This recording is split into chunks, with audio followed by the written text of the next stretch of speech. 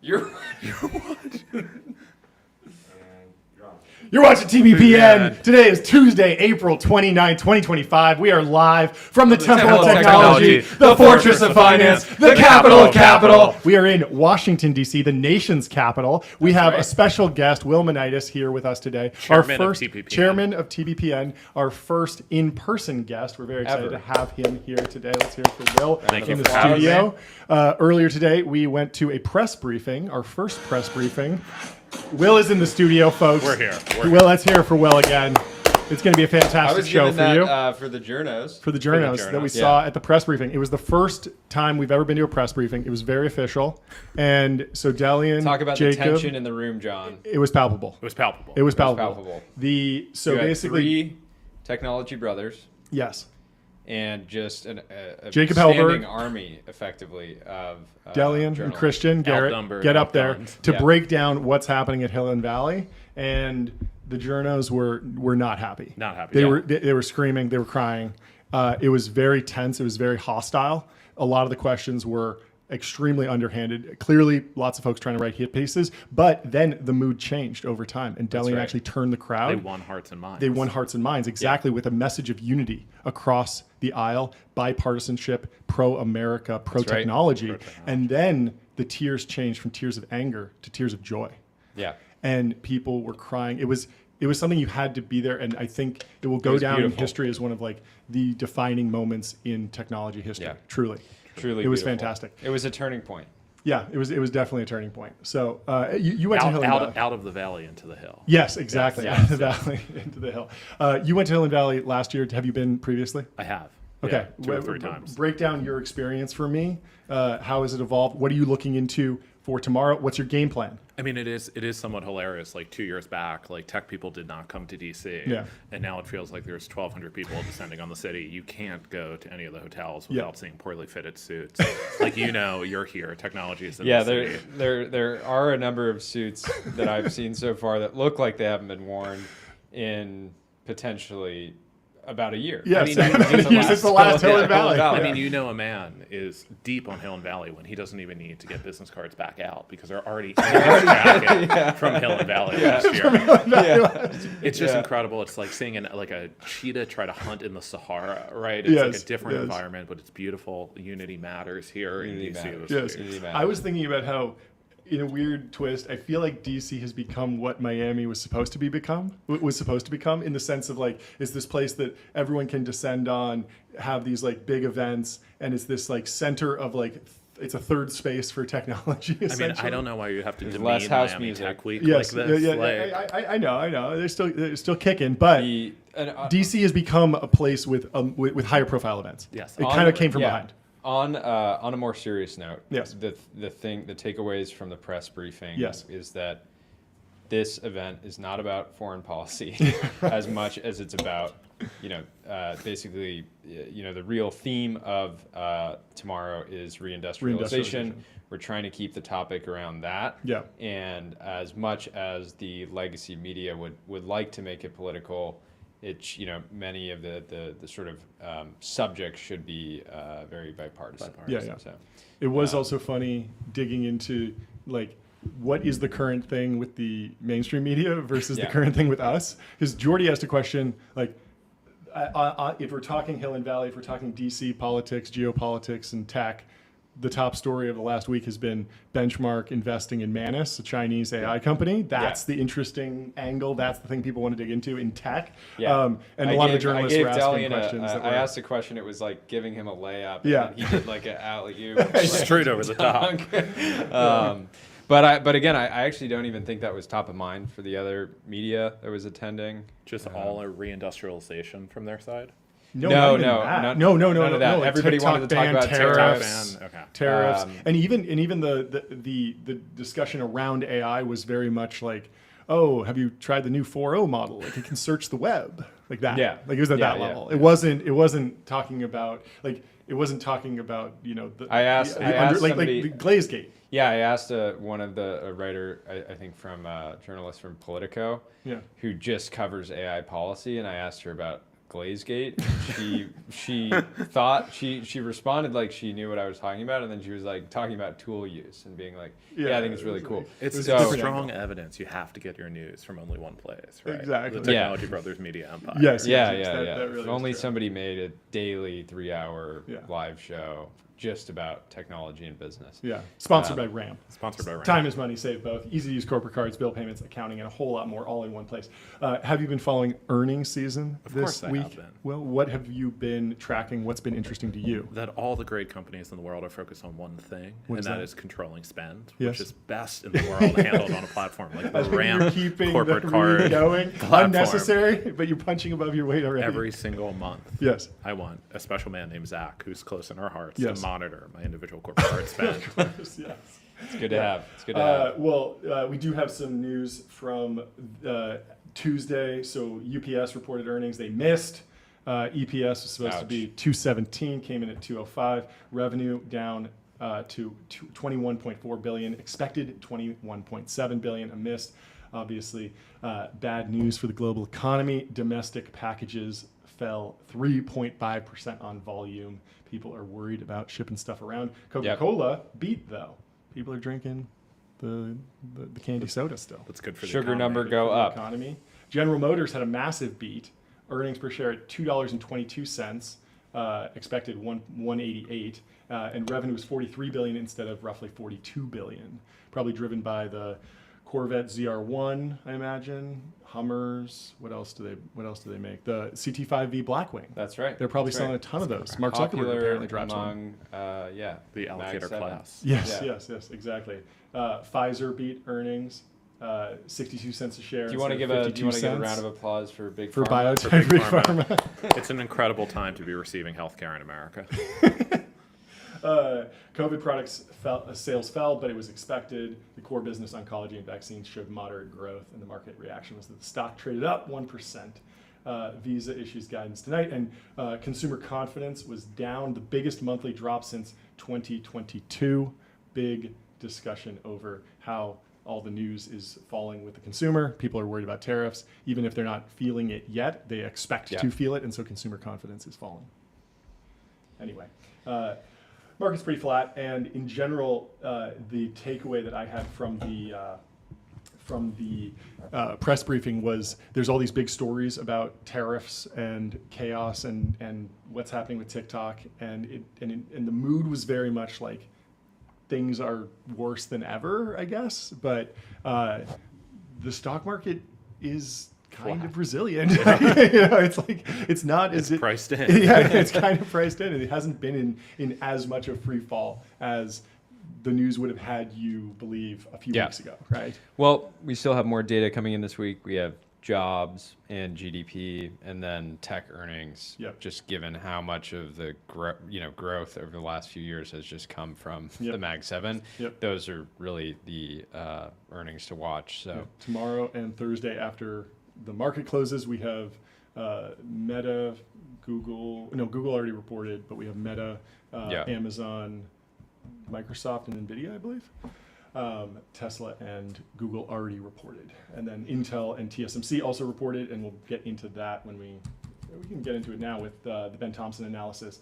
Have you dug into Lip Bhutan at all? Have you met him? Not, no. Are you familiar with the new Intel CEO, Lip Of course. Bhutan? I've been doing the legwork. Yeah, so he gave investors stark diagnosis of the chip makers' problems on Thursday, along with the sense that it will take a while to fix them. Tan, delivering his first earnings report as CEO, said Intel's bureaucratic corporate culture needs a shakeup, so he's going to cut jobs, remove layers of management, and force everyone back to the office. His prescriptions for other areas of malaise, such as Intel's struggling foundry business, which makes chips for outside customers, were more vague. What's most clear is Intel's short-term woes are even worse than feared. The company gave a revenue forecast for the current quarter that was well below what analysts projected, and Intel's chief financial officer warned that tariff-fueled recession could torpedo chip demand. The grim outlook sent Intel shares sliding by as much as 10% Friday to $19.34 a share. And Ben Thompson called... He said these earnings were absolutely brutal, and the earnings call was worse. Start with the good news. Well, fortunate thing for shareholders is that it was mostly priced in total over the last month, only down just under 10%. So the analysts were doing a good job Yep. effectively understanding, even if they were off on some of their own forecasts. Yeah. So the narrative is that Intel has shifted to these 7-nanometer consumer chips that go into budget systems, Raptor Lake, and that's what drove non-GAAP gross margin 3 points higher than expected. But obviously, those sales came at the expense of Lunar Lake, which is a better processor with worse margins in large part because it is mostly made by TSMC. In other words, Intel benefited financially from being less competitive at the high end than expected. And this is the highlight. Will, have you been tracking any of the wild theories around Intel?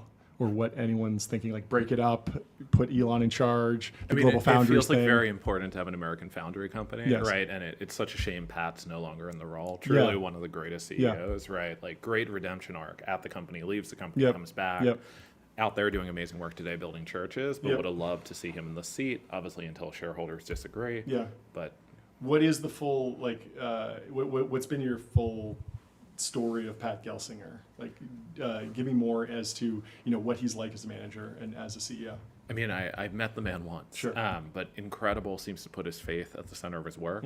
He has built, I want to say, 7 churches in the Bay Area. Seems to spend 1 day a week praying for Intel employees, which is fascinating and interesting. Maybe more companies should try that. Sure. Just seems like a man who has solved work-life faith integration in a way that others have not. What about, did you ever hear that take that whatever type of scripture he's posting is directly directly read into it? It's as to what it MMPI. means? It's like MMPI. maybe you don't want management teams posting daily Bible readings inspired based on material non-public information. That feels correct. Do you have Hey, as long as he puts at the end, NFA. Actually nice. Do you have a take on the split? Do you think that they should go pure fab or pure design shop, NVIDIA style? I have no strong take on it. No strong take on it. I have this take that there's a world where you rewound the clock, and instead of Elon spending $44 billion on Twitter, now X, he gets a bunch of money from the CHIPS Act and instead goes into chip fabrication, because he seems like the one person that could actually pull together all the talent and the culture to. If he could build the XAI data center so quickly, he could also turn around a fab. There was somebody else saying that he's really owning the stack of modern technology, whether it's space travel, cars, AI, Neuralink, etc. Missing semis. What do you think about that theory? I mean, he does seem to be amazing at taking, very highly priced XAI equity and trading it for real businesses. Right. It does seem like actually a good moment to, take a slightly overvalued AI foundation model provider, trade that for a real business and run that company with the kind of discipline that I think Intel has not had for 30 years. I think Elon going full stack is very good. It'd be cool. There's actually, did you see the other news about Elon? No. The Wall Street banks sold the final slug of Elon Musk's X debt. The loan sat on the bank's books for 2.5 years until Donald Trump's election rapidly changed the company's fortunes. A group of Wall Street's biggest banks have finally dug themselves out of a $13 billion quagmire. Did the election change its fortunes, or did they just get efficient and operate? It doesn't even seem like it was the election that changed the fortunes. It was more that XAI started ripping. Yeah, just rips. Able to refinance based on that. So but a little bit of truth zone. 98 cents on the dollar already priced in. Yeah. Not bad. So on Monday, banks sold the final slug of debt they lent for Musk's takeover of Twitter in 2022. According to people familiar with the matter, the $1.2 billion of loans sold at 98 cents on the dollar. Of course, when Elon purchased Twitter for $44 billion, he put up a bunch of equity from Tesla. There were a bunch of other investors that came in, Larry Ellison, Andreessen Horowitz, I think Sequoia came in as well. And then I think Morgan Stanley did a bunch of the debt. So the sale was a long time coming. In April 2022, Morgan Stanley, Bank of America, and 5 other banks agreed to lend the money to help Musk buy Twitter. The plan was to divvy up some $13 billion in debt, sell it to investors, and earn millions in fees. By the time the deal closed, the markets had tanked and investors were wary of betting on Twitter's debt. The unloved loans sat on banks' balance sheets for more than 2 years, while the financial prospects of the newly christened X looked dimmer and dimmer. By the summer of 2024, the X deal was considered the worst buyout banks had agreed to finance since the 2008 financial crisis. And then they say everything turned with the election of Donald Trump as president and the rise of Musk as a crucial Trump ally, catalyzing a frenzy among investors to get a slice of Musk Inc. Advertisers such as Amazon.com started coming back to the platform, helping Musk to raise more capital for X. So I guess that's kind of a reasonable scenario that if he backs Trump, Trump loses, then maybe the advertisers don't come back. What do you think?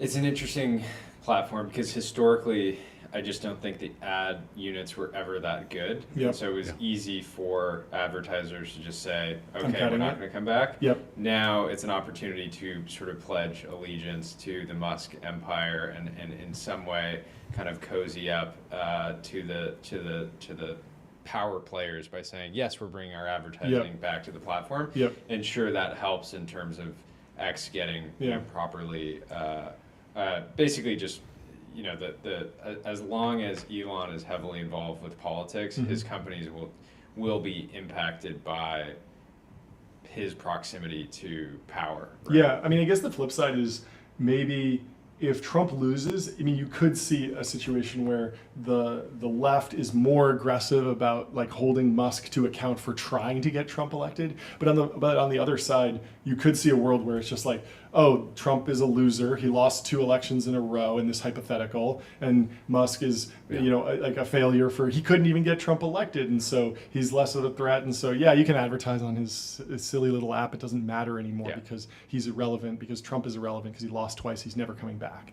And so I feel like it's possible that this was less of an issue because he could have built back up, but certainly just being close to the president and having kind of the whole vibe shift in Silicon Valley and all the Silicon Valley CEOs going out to DC made a ton of sense. I think the really interesting question is how this new $20 billion financing comes together. Yeah. I don't know where that capital is coming from. It already, and then as you start to. You mean for XAI? Yeah, XAI doing this new financing that's been sort of reported on just based on rumors, I think. It seems unclear to me if X, the social media platform, starts getting any credit at all for even existing, right? It's just rolled in. It's like, oh yeah, like you're investing in the mega data center project, and like, oh, we also have that app. Yeah. And as an X user, all of this stuff again, like it's not default bullish for X, the social platform, just because because that capital is certainly not going to be diverted in any type of meaningful way to the social platform. But it's also like, do you actually need to update X? Like, when was the last time there was a meaningful Twitter update? Like, I feel like whoa! They launched 4K live streaming 4K recently. live streaming. We will be live streaming in 4K very soon. But let's play the sound effect for 4K live streaming on X, folks. It's happening. You should be watching this on a QLED TV. You should be watching it in IMAX in the cinema. Get Starlink so you can watch it in real time. We were talking with Tyler and the video team, and they were basically saying like, there's like one engineer who's like working on streaming. It's like it's great. Just for you guys. Just for you guys. We're gonna bet. It's our guy. That's our guy. You and Anthony Pompeo. That's great.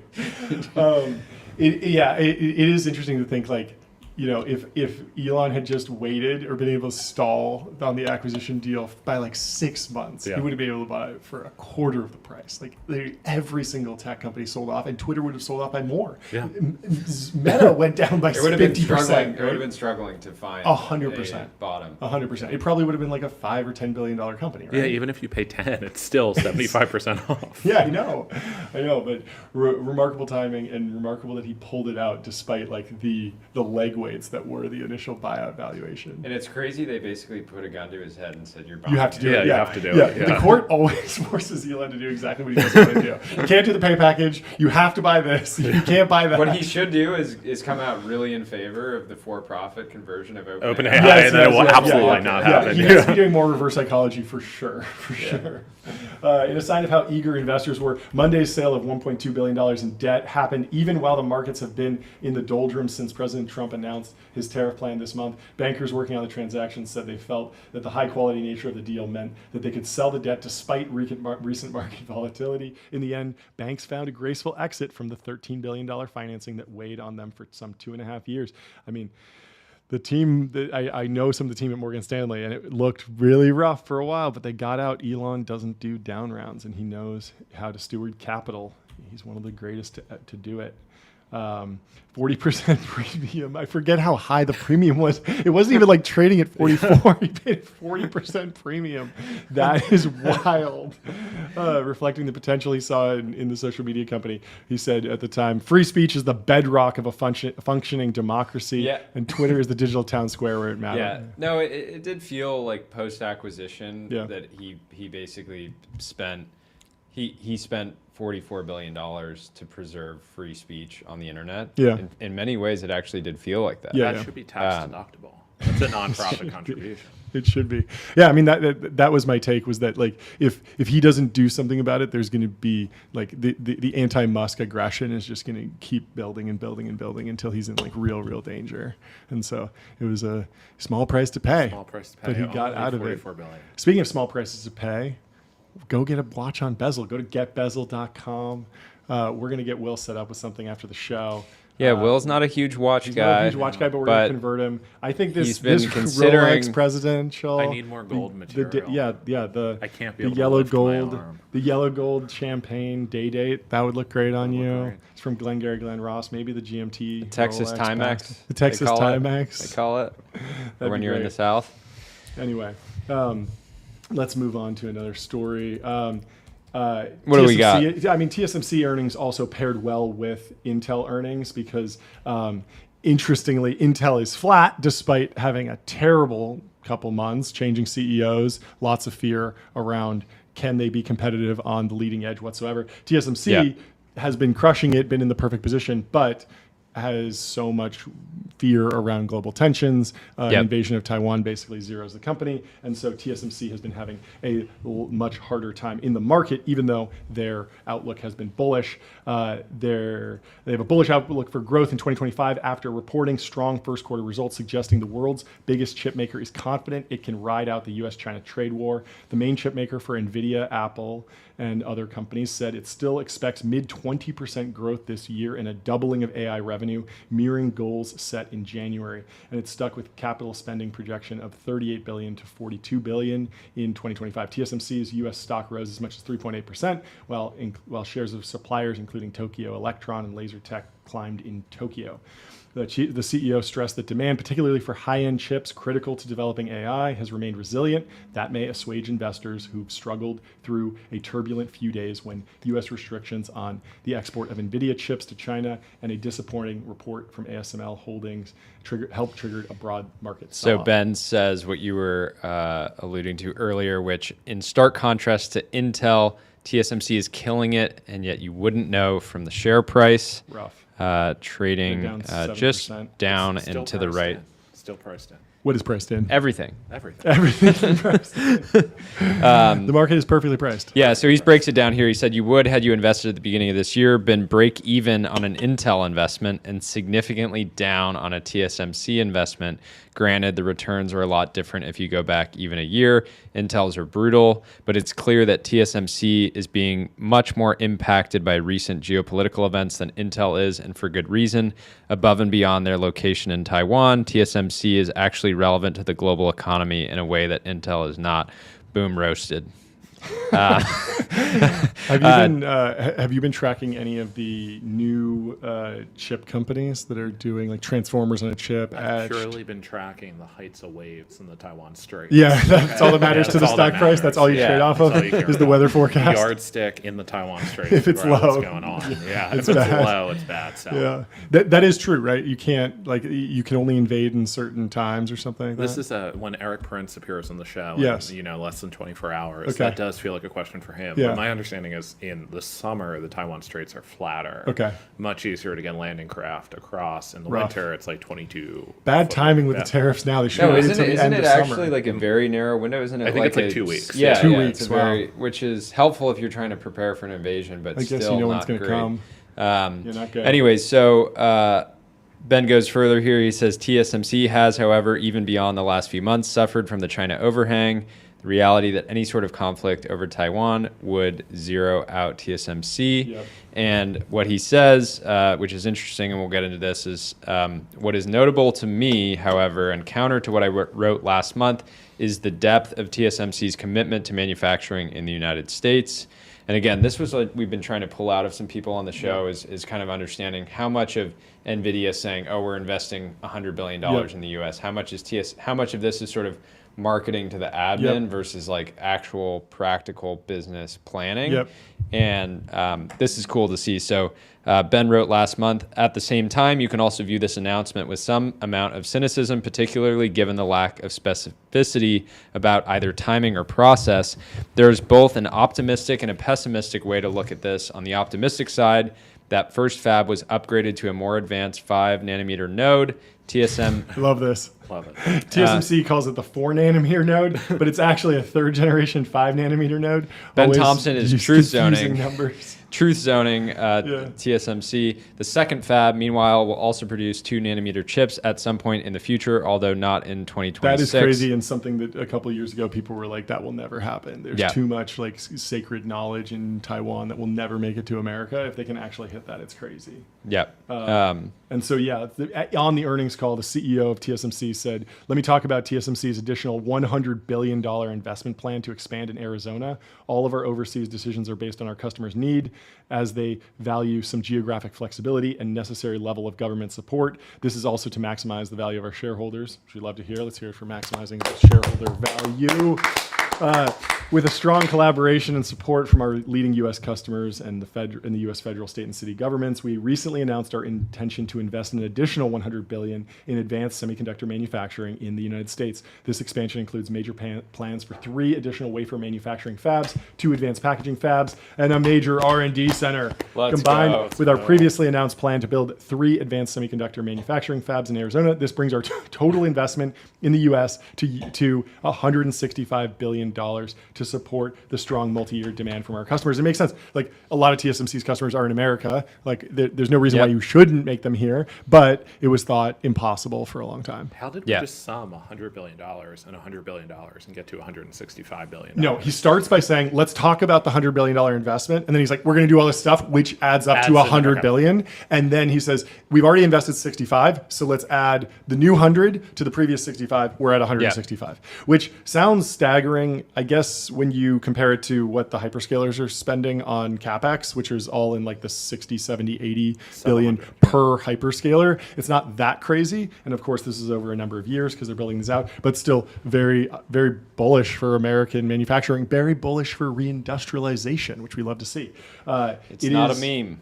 Not a meme. It's going to happen. It is, it is interesting to see that like they're actually making progress here that people thought was not possible for a long time, or they thought it would never happen for a variety of reasons. But TSMC, Foxconn's in the same boat where Foxconn's announcing new facilities. It's a Taiwanese company. They obviously have a massive presence in China, but they're announcing a lot of new facilities in America because they see themselves as a Western company or a global company, and they want to do business I with love America. when CEOs are super candid on earnings calls because it's so easy for them to go robotic. This was another quote. He was responding to a question. He said, the first purpose in the Arizona fab is that the Arizona fab can operate independently, but of course we have done, and we are doing it right now, some kind of pathfinding, exploratory work, and to cooperate with the university, blah, blah. It's actually a lot of activities. 1,000 engineers is not a small amount. Of course, it's not comparable to TSMC. I think he's talking about the facility in Taiwan that has 10,000 R&D people, but it's a beginning, okay? So we'll do a lot more. That's great. And anyways. Yeah, I mean, you were talking about like the CapEx as marketing to the admin, and probably the best example is from the first Trump administration where Apple did that ribbon cutting ceremony. I think it was in Texas for the Mac, and it was like they'd already been making it there. They weren't reshoring anything you're just really. Rebranding the dollar. Synergy's already built. Yeah, and then earlier in Trump too, just a couple months ago, Apple like kind of repackaged a bunch of their like spend, and they were like, we're investing $100 billion in America, and it was like the salaries that were already going to be spent build here. A warehouse and just like let people rent it for ribbon cutting ceremonies. Huge bull market. Yeah, there. Massive American flag on the wall. You can move in. We rent it by the hour, by the day. Actually, it comes with a Vibreel. It comes with just free birth pre-installed. Secret Service has been there already. Yes, they know the angles. Exactly. Getting into American-made ribbons specifically for and those big scissors. The big scissors having the American made as well. Those are made in China today. For sure. Yeah, absolutely. For sure. Should we talk about Amazon Oh, yeah. And all this drama around whether or not they were displaying or planned to Did you display see the this tariff guy impact. who ran this A/B test on his e-commerce website? He makes his shower head in China. The tariffs are going to make a $100 product like $250. Goes to an American manufacturer. It's going to cost him $250 to make it. So he puts an option on his website: $100 for the Chinese one or $250. And he was like 100% of people chose the cheaper one. We got zero made in America. But I was thinking about that more, and I was thinking about how like no, it's not. That's not the option. Yeah, that's not the trade. The actual trade is $250 for the Chinese-made one, $160 of which, or $150 of which, goes to tariffs, versus $250 made in America. No, it was a deeply flawed study that went yes. exceptionally viral. Yeah. But anyway, Amazon is thinking about doing something very similar, kind of, lobbying popular support amongst the American people, breaking out import charges. And to be clear, they deny they had plans to do this. Sure. But the administration addressed it and said that breaking out import charges would be a hostile and political act. Andy Jassy is getting in trouble with the White House. I'm sure they will be fighting it out, although they're still going after Bezos. So Amazon.com was forced to play down a report that it was considering displaying the impact of tariffs during its online checkout process after President Trump called the company founder Jeff Bezos, and the White House said such a move would be a hostile and political act. I mean, you have to imagine that as soon as the tariffs drop, there's some Amazon PM who's implementing this on day one, right? Yeah. It's also funny that Bezos is still the first guy to get the call. Of course. It's been so long now. He's like desperately trying to retire. He's just like, I just want to do the Lex Friedman podcast and be on a yacht and go to space. Like, why are you calling me about my e-commerce business? I was an e-com entrepreneur. I was a big e-com guy. Yeah, I was a 12-figure e-com entrepreneur. But if he does save the global economy, that's like his beautiful act, right? Like if this works, who? Bezos. If Bezos saves the economy by rolling back tariffs, by implementing this feature, that's a Nobel Peace Prize level achievement. It's possible. It's possible. It's going to take an act of courage, standing up to the admin by putting a new div on the checkout HTML page. Pressing tab. And there was some controversy because Punchbowl was doing some reporting on this, but Punchbowl is corporate media. Really? They're supported by Amazon. What are you talking about? Really? This is real?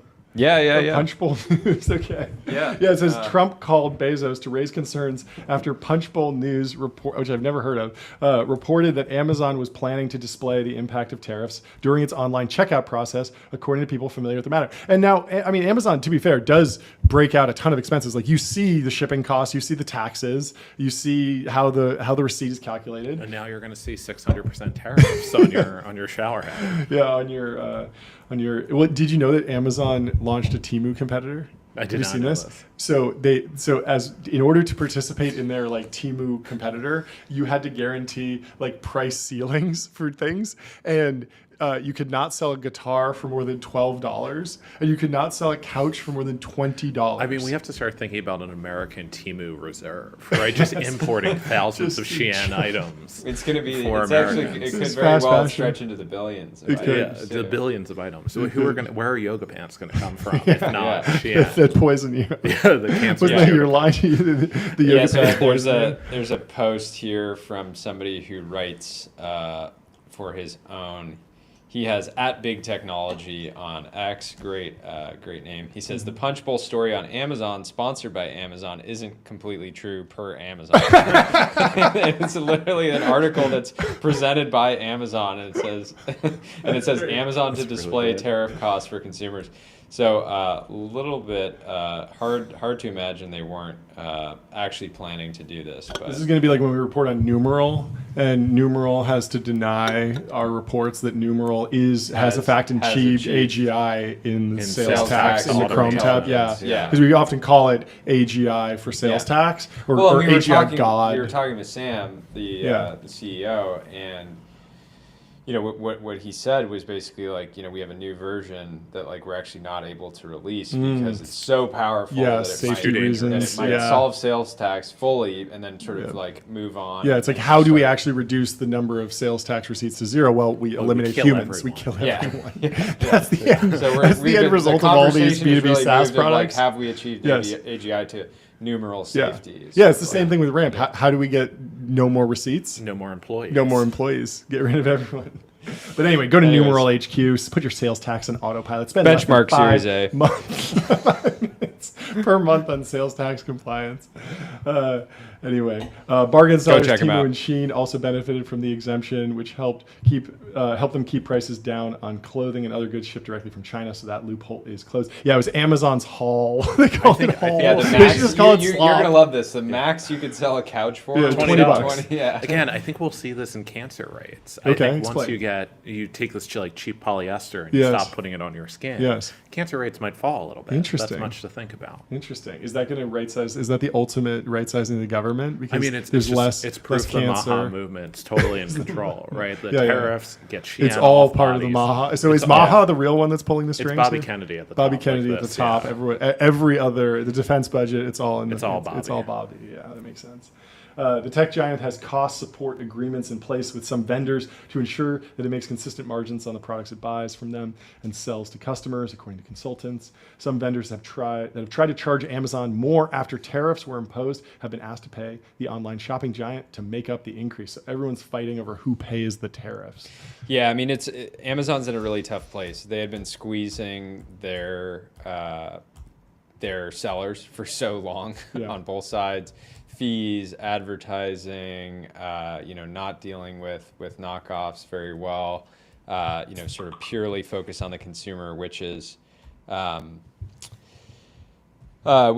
again, Amazon's job is to deliver for their core customer, which is the Prime subscriber. But Yeah. at the end of the day, this is only going to create kind of more drama and chaos between Amazon and its sellers, who already were not super happy. Yeah. I mean, the other story, Amazon's in the news because they want to be a satellite internet powerhouse. Who They got a doesn't? I mean, long way we've to had go. long conversations off air about how do we turn TBPN into sort of, get Satellite Dish on news. every That's home. material Like a, non-public. Yes.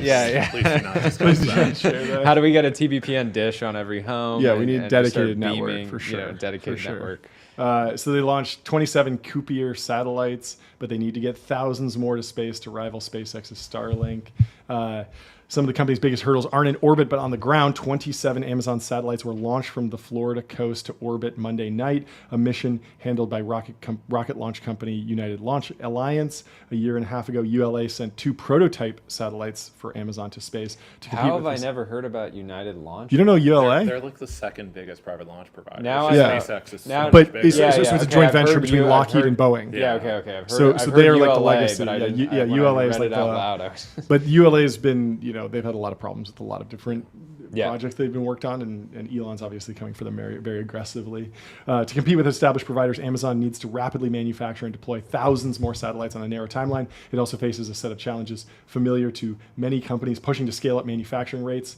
The Project Coopier venture aims to build large Rough constellation name. of satellites. Yeah, how do you pronounce that? Coopier? Coopier. Coopier? I think it's French. Yeah, okay. I have no idea. Thanks for the misinformation. So they're trying to provide high-speed internet. Our and entire they're audience investing- like going out saying Yeah. it's actually It's French. It's Coopier. French. The company plans on having 3,200 satellites in orbit over the next few years, building a business it hopes will eventually provide meaningful operating income. Chief Executive Andy Jassy wrote in Amazon's recent annual letter to shareholders. But Elon Musk has demonstrated the power of such a fleet through his Starlink business, which has more than 7,000 satellites in orbit already and more than 5 million users. At least 2 Damn. similar Chinese systems are also in the works, while Canadian satellite operator Telesat is developing a new fleet called Lightspeed. Everyone's got to have their own LEO cluster of satellites, I guess. Leaders at Coopier have Interesting been to think intensely about focused. Amazon potentially over time just bundling in satellite to Prime. Like it's not. Yeah, It's, they you, could. you have TV, you have shopping, you have groceries. Yeah, deliver, I don't own the actual delivery. And yeah, I mean, it seems like it was really, really hard to actually own like cable or like wires in the ground. Like that was particularly hard and monopolized to like build actually grab any of that infrastructure. But if everything moves to satellite, you can actually throw up a There's constellation. No zoning laws in space. Yeah, no, I mean, at some point, I imagine that it gets too crowded that you can't put up any more constellations. But it seems like we're pretty far away from here. People are already complaining about the space junk, though. That feels Like, far away. I mean, the moat is that you have to spend however, like what 20 however many tens of billions of dollars. And to launch actually build a is competitive- not a zero margin business for SpaceX. So, but it is when they launch Starlink satellites, and anytime that they have, a free seat on the bus, they can just throw Starlink satellites on there. So they're getting them up there way, way cheaper than Amazon Yep. is, which is probably why Bezos is also investing in Blue Origin, because if he can get that working and he can dump Kuiper satellites up there cheaply, like that actually gives him the opportunity to challenge Musk. It is funny how much Bezos and Musk like go after each other. Did you see that Bezos? I mean, he already funded Rivian, but then he just funded that Slate truck. Yeah, Did you it's see an that incredible thing? truck. Okay, yeah. What was your reaction to the truck? Incredible. TJ Parker, Yeah. big endorsement from Yeah. a certified car guy. Yep. I mean, it's incredible to have a small American-made truck. Yeah. That said, I hate that it's an electric vehicle. I'd buy one day one if that was Yeah. a combustible engine. I Yes. just feel like, Europe doesn't have power right now. Why are you buying an electric EV? Sure. But Yeah. it's a beautiful car. It's an SUV. It's a Yeah. sedan. It's a truck. Have you thought it's about everything. buying one and swapping in like a turbocharged V8 Yeah, or I was going something? to LS swap. Yeah, The Slate swap. truck. The Slate Yeah. truck for sure.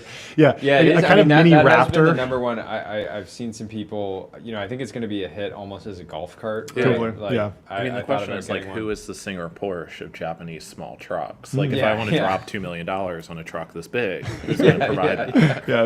That's the real. That's the real. But yeah, opportunity. I mean, the big critique there, and we're going to get the Slate founding team on, but on the show, TJ actually made the intro. Shout out to TJ.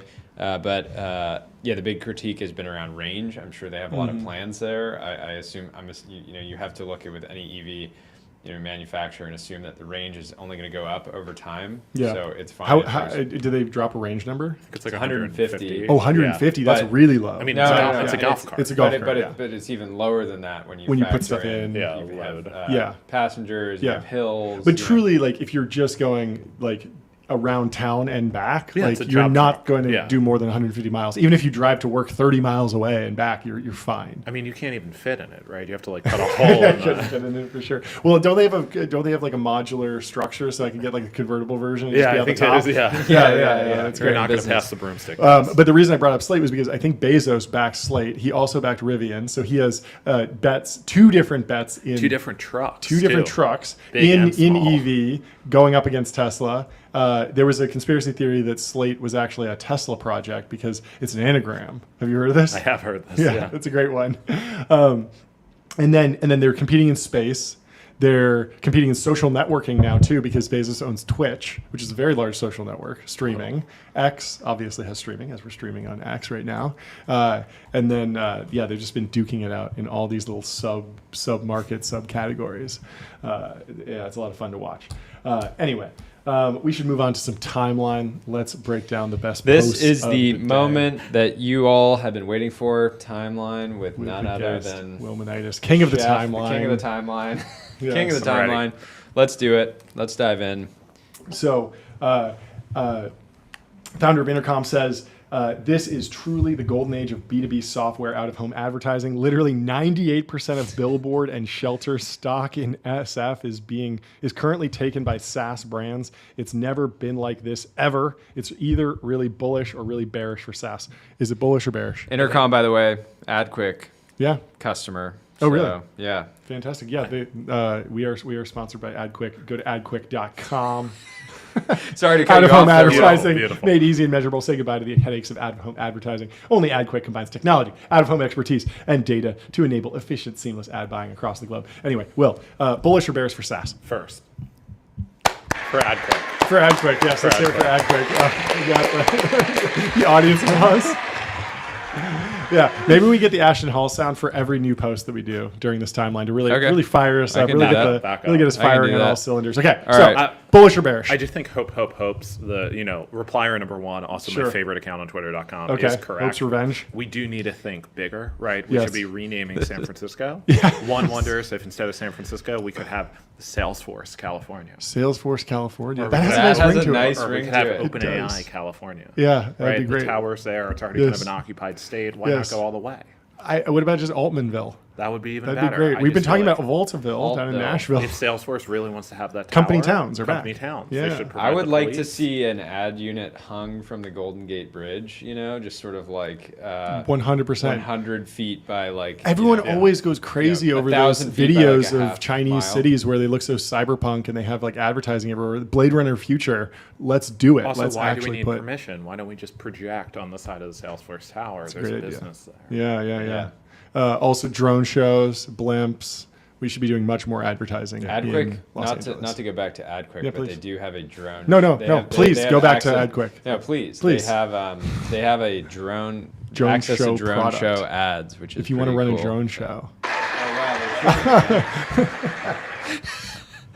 All right, next post. Ian Cinnamon.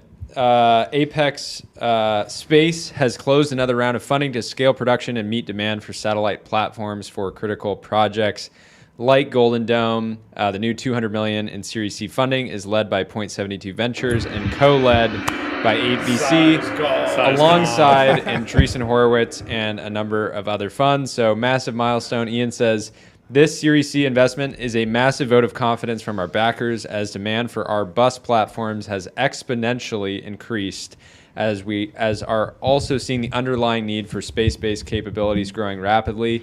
With this capital, we are excited to double down on supporting the needs of the U.S. and allied warfighter as well as critical commercial applications. Congratulations, Ian. You Absolutely invented a massive. bus. So Do you remember that? He created a space bus. I mean, the speed at which the Ian and the Apex team is moving. We had to go back and listen to our interview with Ian probably about a month ago at this point. But what an absolutely ambitious timeline they've been on. It is cool how like all of the different pieces of the satellite stack are disaggregating, and now there's new companies in each of them. I wonder if eventually they'll kind of come together in some massive keiretsu or something. Have you talked to Ian before? No, but I do like the idea of kind of a Frankel-esque rollout of all these kind of non-commercially viable or soon to be commercially viable launch providers. It's beautiful. Yeah, well, it's not launch provider. He doesn't do rockets. He does the bus that the satellite rides on. So you want to put a radio or a camera in space. TBPN network. TBPN network will be using Space-based network. Apex buses to build on get us top there. of. And another example would be like Bridget Mindler. Her company does the ground link. So how is TBPN going to beam down from these satellites? Well, she will have a ground link network of satellites that can receive the message from space. So This next, we got another post from Trey Trey Stevens. Stevens. So we have some news from Lockheed Martin. Lockheed Martin says, without us, AI might have never taken off. Said Thank for you, over Lockheed 40 Martin. years, Lockheed Martin has used the power of AI and machine learning to help drive the future of defense, aerospace, and national security. And it's just a giblified version of someone that kind of. Tom Cruise from Top I was Gun. gonna say this looks like Trey Stevens to me, but Not enough beard, Not not enough enough beard. body hair. But I mean, 40 years ago, I feel like they're not using that word that's correctly. 1985. Like what AI were they doing? That's like Apple II. Like they're like deep, Yeah. like neural networks had not really been invented yet, yeah, right? that's a linear regression. Yeah, Right. yeah. It's a TI-84. Yeah, level exactly. machine learning. They're basically saying, when was the first time we mentioned the words artificial and Yep. intelligence? Not even together, Yep, but yep. it could have been in the same paragraph. I mean, at the same time, like the lesson 1 of Andrew Ng's course on machine learning at Stanford starts with multiple regression. Does it? Yeah, that is the foundation of, and then he builds you up to neural networks. I mean, from I there. hear there was a big secret in how Grok got to state of the art so quickly. Linear regression? Doing the regressions by hand. Yes, by hand, yes. Training the transformers with artisanal craft. Yeah. We need to bring that back. I actually wouldn't be surprised if Lockheed did have some, AI person that was foundational at some point, like some Jenga block in the massive stack goes back to some Lockheed paper or some Skunkworks project. But it is hilarious that they're just like, yo, we're responsible for AI. You're welcome. Hit it. claiming it. Oh, this is huge. We got some huge Huge. news Huge. from Josh Let's Kushner. Huge. Let's go. Josh Kushner says, we are humbled to announce We are absolutely humbled right now. We're so humbled to announce Thrive Holdings, a permanent capital vehicle dedicated to investing in, acquiring, and operating businesses for the long term. The mission of Thrive Holdings is to transform enterprises throughout the strategic application You know what I always of say? technology. The only thing better than capital? What? Permanent capital. Permanent capital. You know what they say? Any man in possession of a good fortune only needs one thing: a permanent capital holding vehicle. Yes. That's right. That's right. Can you actually break down what a permanent capital holding vehicle means relative to, like, everyone's familiar with like a VC fund, 10-year, 12-year continuation vehicles? Better if you What's don't permanent understand capital? it. Okay. What matters is that closeness to God is closeness to fee streams. Sure. And normally fee streams, they stop at 10 years. Yes. Right? You know what's better than 10 years of fees? A lifetime of fees. Yes, Fees a that you can lifetime. pass on to your grandchildren. But I mean, how is this different than? I mean, it's is incredible, it? right? But is it structured different than a private equity fund that has a specific life, or even like a hedge fund? Yeah, I mean, the standard permanent capital vehicle will have some degree of redemption schedule, Okay. right? Like LPs can pull out some degree At of certain profit points, at certain and they can points swap or with other at certain people cash in flow. and stuff. Brent Beshore has some incredible He's the essays famous that one, right? detail this. Yeah. Yeah. Is he truly the golden standard for permanent capital, or is there like a public company, like does BlackRock have a permanent holding vehicle that we don't talk about? I mean, but there's because- plenty, like the closed-end vehicles were like a huge thing in the UK in Okay. the 90s. There's dozens of these. Brent Okay. Beshore, I think, is the most artisanal. Sure, right? sure. His is printing cash at a rate no one else, I think, is doing Yeah, right yeah, now. yeah. But of course, there's, permanent capital vehicles we cannot name rolling up HOAs in the Midwest, right? Yeah, Yes, and yes, I yes. think the opportunity here is for Josh and the Thrive team to think even more long term than they already do, Yep. right? Yeah. Like, how do we think about not in this sort of like 10-year cycle, Sure. which Josh I think had posted something a long time ago, which is that like managers think in quarters, like founders think in decades, and there's huge advantages in alpha and just being able to think and plan on a longer timeline than everyone else. And Yeah. especially if you're Thrive and you're thinking about buying, like I think it's been widely reported they bought an accounting firm to put AI Sure. in the middle and do automation on top of. Yep. That's a deal you need to hold for 40 years. Yep. And then this also solves the continuity vehicle issue, right? You have lots of companies like Stripe, you're holding a year 10, 11, 12. Yep. How the hell are you going to get liquidity on that? Well, you can pass it over to your permanent But capital vehicle. You think that's possible? You I could mean, put it's similar like to a Sequoia growth Heritage, stage. right? It's like a continuity vehicle where Sure, you can sure, pass sure. those things over, get liquidity Yep. for the LPs in the initial set, Yep. and hold a basket of really high quality assets Yeah. that you want to hold for duration. Okay, so take me through some of the sizes of permanent capital vehicles, because with a VC fund, you hear people about raising a $50 million solo GP fund all the way up to a $5 billion growth fund. Permanent capital feels like more narrowly defined, but is there kind of like what is like a sweet spot base hit for the size of a permanent capital vehicle? mean, Yeah, Berkshire Berkshire Yeah. is like the best example. Oh, okay. I Now wasn't I'm getting actually sure. I didn't want to botch it, so I just looked it up. Yeah. But that's a good way to think about it. Of hey, we're not going to focus as much on raising Mm-hmm. new. The best scenario is like you have cash flowing assets Yep. that produce capital that allow you to reinvest or buy other businesses to produce more cash flow. Yeah, right? yeah, So yeah. it's like sort of the holy grail. And many people have said the cure to male loneliness is a permanent capital vehicle. I agree. vehicle. It would Capital fix vehicle. All me. you It would, need. it would Yeah. fix me. What about the mindset? What it takes to be great in venture capital is often high risk. Not making money for a very long time. All the capital, all the value capture happens at the very end. Obviously, the types of companies that are typically rolled into permanent capital vehicles, cash flowing from day one. I mean, I think like the single greatest Josh Kushner quote is like, you never lose money buying Fifth Avenue real estate. Yep. If you think about Thrive as a thematic bet on the Fifth Avenue real estate of private companies, probably not a bad idea to hold these really blue chip assets Yep. to duration. Yeah, in the so it's long more term. just about find great founders. If they're losing money in this super high growth phase, they go in the growth fund, they go in the venture fund. If they're cash flowing, but they're still fantastic entrepreneurs, fantastic assets, they go in the permanent capital vehicle. I mean, if you're Stripe and you're planning to go public in 2035, 2300, 2,300. right? Like those once they've consumed 100% percent of of GDP, US GDP, yeah, processed yeah. through Stripe. Global GDP, actually. Global GDP. They need, yeah. they need the space narrative. Look, the space They need to economy go is off growing planet, rapidly. yeah. We need to go Yes, off planet. off planet. It's just these continuity vehicles are going to get huge. Yeah. Wow. Okay. Well, speaking of growth stuff, Hadley Harris, venture capitalist, actually wrote about vector databases, which I think you might be a little bit familiar with. Yeah, I mean, I was the first check into Chroma, which Okay, I still yeah. think is the fastest growing open source vector database. It's Yeah, an I incredible love Jeff. We had company. him on the show. Jeff's amazing. He's great.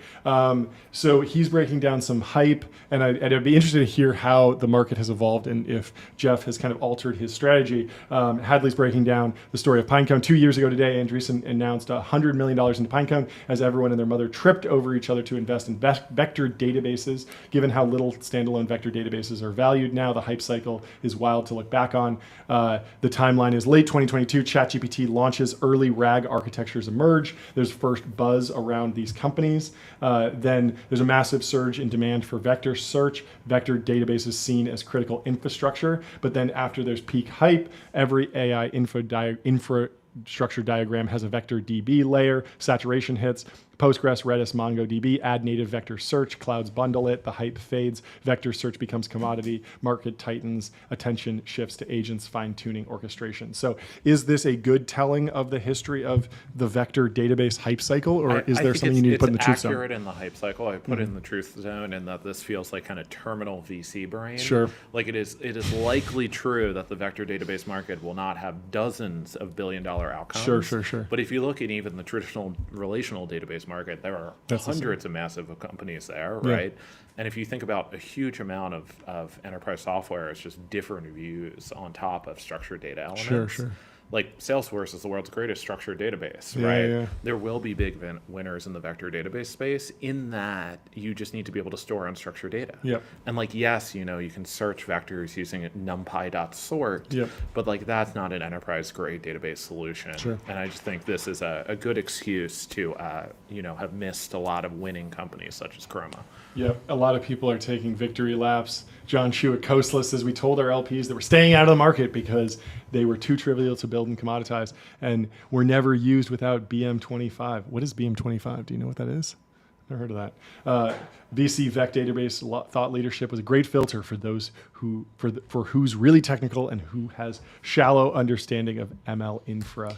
We got to have John on the show. He's always dropping little Bombs spice on the timeline. timeline. Well, speaking of dropping bombs on the timeline, hit me with a sound effect, Jordy, because we're moving Wow, I over was to underprepared, but I will throw Here we post go. by Deva about Tech Bros learning about convertibles. There are two different posts here. One from Spore, friend of the show, says it's called "We Do a Little Bay Area Sightseeing," and someone else bought a BMW Z4. What's your take on convertibles? My first car in high school was a 2002 Honda S2000. That's a in great baby car. blue. Wow. Sick. I still own it to this day. That's it's the single amazing. greatest thing I've ever driven. Yeah. It's amazing that they've discovered convertibles. I mean, it's just like, it's 25 years late. It's Yep. kind of weird to discover this in your 30s. Especially in California, Especially like, obvious. also both of those look No, like there's automatics. there's a generation of young people in tech that Yeah. have only owned Teslas. Yeah, and they don't make a And they're convertible. discovering that car manufacturers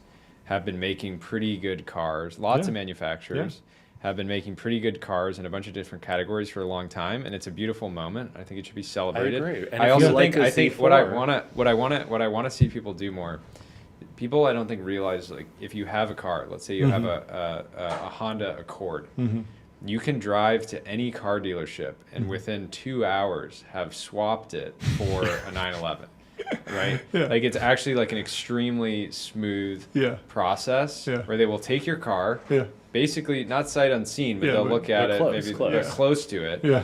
That your car has some amount of value. Yeah. You can roll that into something else, and you can, within 3 hours on any day of the week, you can be driving in a 911 Yep. or another car that's going to change your life. Also, It's like one of the few if things. you're not a permanent capital guy, can't afford the 911, Miatas, Miatas, Miatas, yeah. $5,000. Yeah. Miata. Do you know the There's lots of good best-selling convertible in America? Has to be a Miata, right? It's not.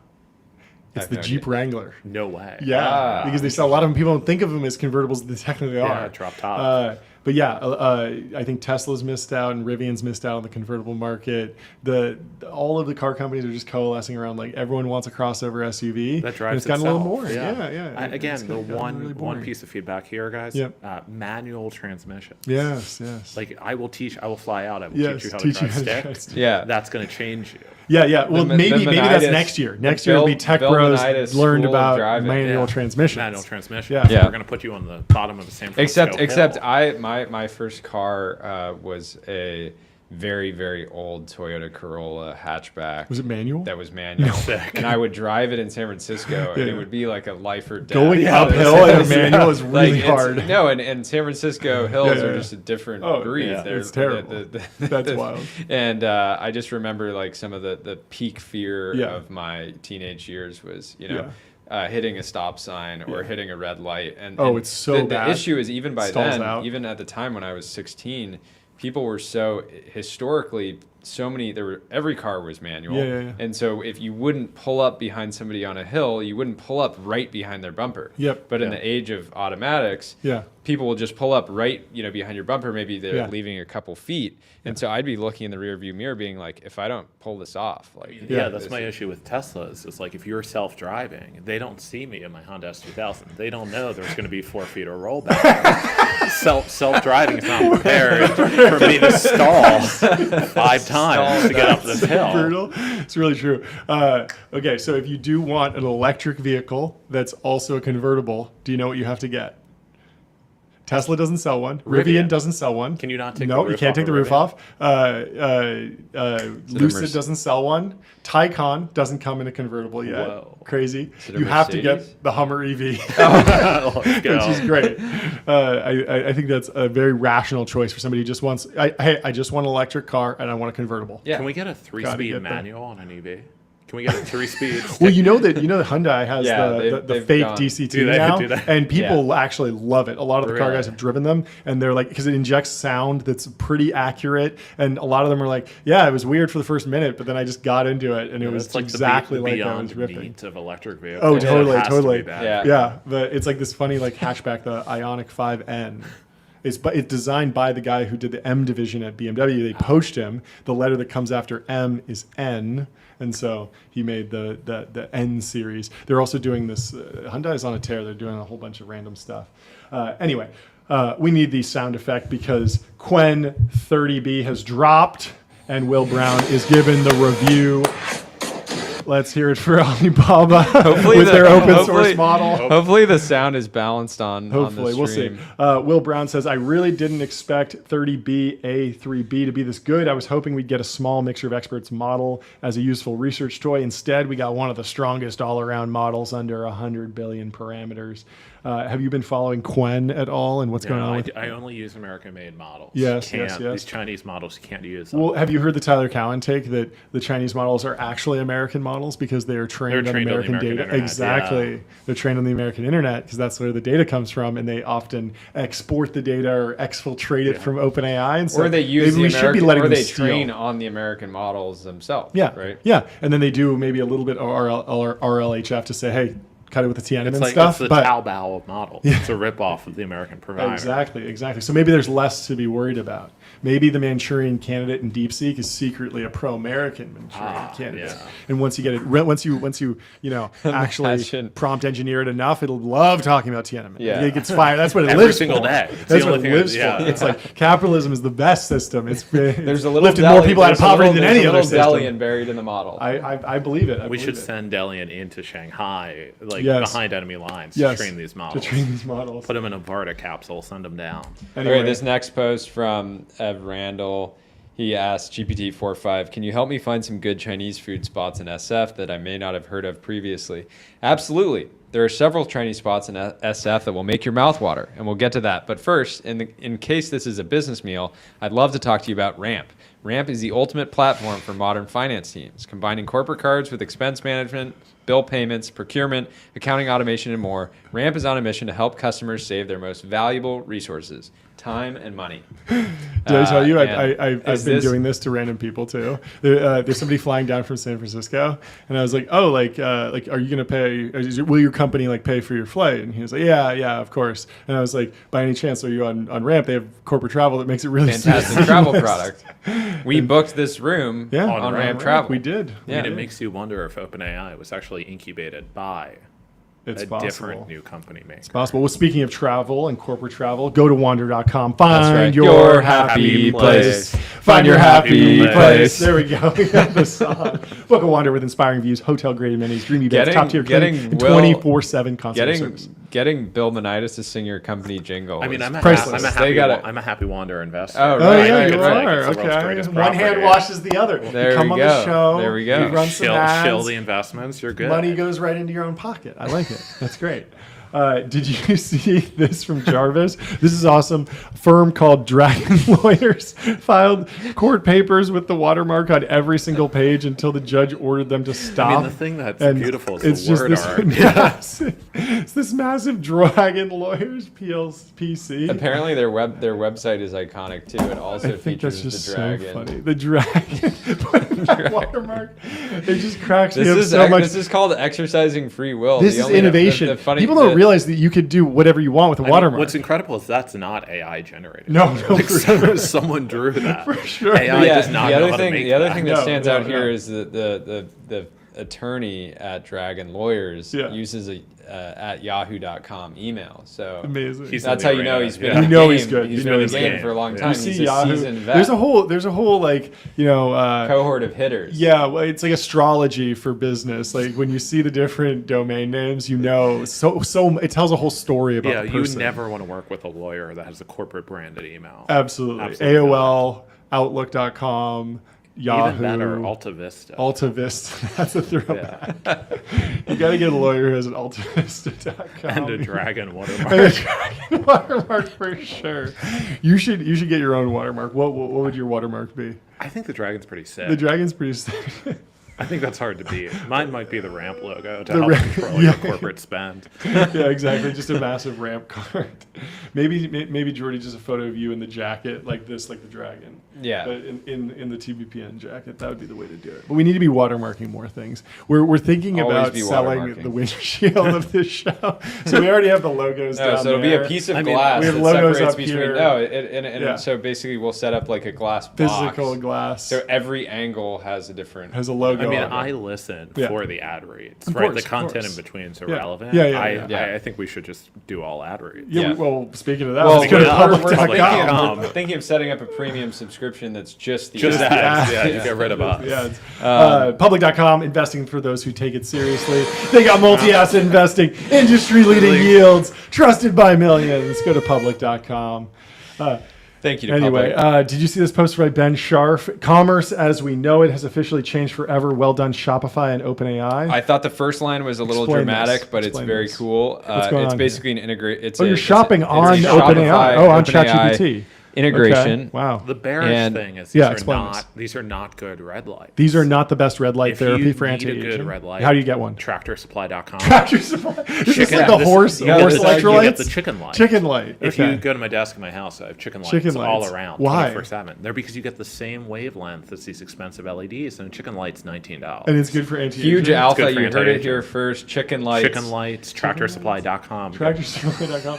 Well, I mean, No, as soon as we talk overall, about this will be baked into the next training run of GPT-5, They'll and fix it'll it. be updated. No, but overall, this is very cool. People don't really realize, like, nothing makes me happier than reducing friction in commerce. So the fact that I can just go to OpenAI, do some product research, use Shop Pay to check out with an OpenAI, Yeah. and do all of that. And wasn't Aiden kind of teasing this a little bit? He was like, "Oh yeah, like every time I shop for anything, I do a whole deep research report. I burn 10,000 hours of GPU time to mean, Well, it's figure like out you're what paper burning towels I that, like." or you're burning the money's getting Yeah. burned Yeah. on Google Ads. True. I mean, the interesting thing here is that there were a lot of companies. There Yeah. are a lot of companies that have raised venture capital to build AI shopping assistants. Yeah. And this is kind of what we've talked about on the show quite a bit, which is that if you're building an agent, Yep. a consumer agentic experience, you have to assume that you're basically on OpenAI's roadmap. Yep. And maybe they haven't announced it yet. They've talked about shopping before. They've talked about Yeah. ads, different things like that. But this type of thing, any type of agentic experience that helps consumers transact online, you just have to assume that you're. Yeah. that Well, I you're mean, on this is the roadmap. Ben Thompson aggregation theory thing, why OpenAI needs to become a consumer tech company. They have, almost 1 billion users. And so if they can be the portal to AI stuff, they Yeah. can do a lot of the things downstream. It is. of It that is funny. question. So in the Meta lawsuit, they obviously avoid TikTok. Yeah. And one reason that you could argue, avoid TikTok is that it's state backed and they had to raise however many tens of billions of dollars to do it. But it seems now you can build new consumer tech giants. Okay. You just need tens of billions of dollars. And, So and a state government backing you. yeah, well, I mean, it's not Not for OpenAI. not though. for OpenAI. Put on a tinfoil hat. Put on the tinfoil hat. We don't have the tinfoil hat. But it today, is like a novel yeah. financing process. But it is an potentially. interesting. And legal process. Yes, yes. But I think it will set an important precedent. We've been advocating for more nonprofit to for-profit conversions. We're really looking into PETA because they know where all the tastiest animals live. And we think that could unlock potentially hundreds of billions of Maybe market- trillions. maybe trillions.